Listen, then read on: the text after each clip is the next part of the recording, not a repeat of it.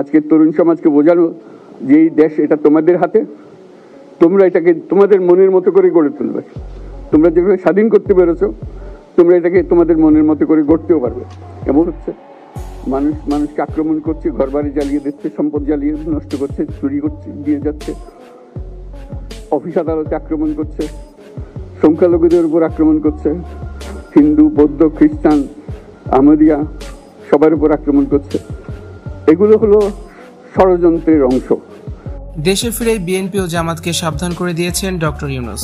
আগামীর দেশ কোনো রাজনৈতিক দল না, গড়বে ছাত্র সমাজ, এমনটাই তিনি জানিয়ে দিয়েছেন। শেখ হাসিনা পদত্যাগ করে দেশ ছাড়ার পর বাংলাদেশে যে নৈরাজ্য, অস্থিরতা সৃষ্টি হয়েছে, লুটপাটের ঘটনা ঘটছে, হত্যাযজ্ঞ চলছে, তার তীব্র নিন্দা জানান ডক্টর ইউনূস। বিএনপি জামাতের এই নৈরাজ্য বন্ধ করতে পারবে ছাত্র সমাজ, ছাত্ররাই নতুন দেশ গঠন করবে, এমনই বার্তা দিয়েছেন নোবেলজয়ী ডক্টর ইউনূস। ডক্টর ইউনূস বলেছেন, সরকার মানে দমন পীড়নের যন্ত্র নয়। মানুষ মনে করে সরকার মানে হলো ভয়ের কিছু। এর আগে আন্দোলনের সফলতার জন্য তরুণদের প্রতি সব প্রশংসা ও কৃতজ্ঞতা জানান তিনি। ডক্টর ইউনূস বলেন, তরুণরা দেশকে রক্ষা করেছে, পুনর্জন্ম দিয়েছে। নতুন বাংলাদেশ নিয়ে দ্রুত গতিতে এগিয়ে যেতে চাই। বিমানবন্দরে ডক্টর ইউনূস আরও বলেন, পুনর্জন্ম যে বাংলাদেশ পেল, সে বাংলাদেশ যেন পূর্ণতা পায়।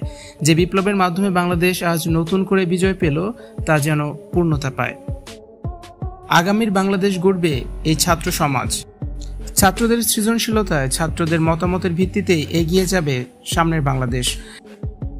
এর মাধ্যমে বাকি রাজনৈতিক দল বিএনপি জামাতকেও সতর্ক করে দিয়েছেন ডক্টর ইউনূস, এমনটাই অনেকে মনে করছেন।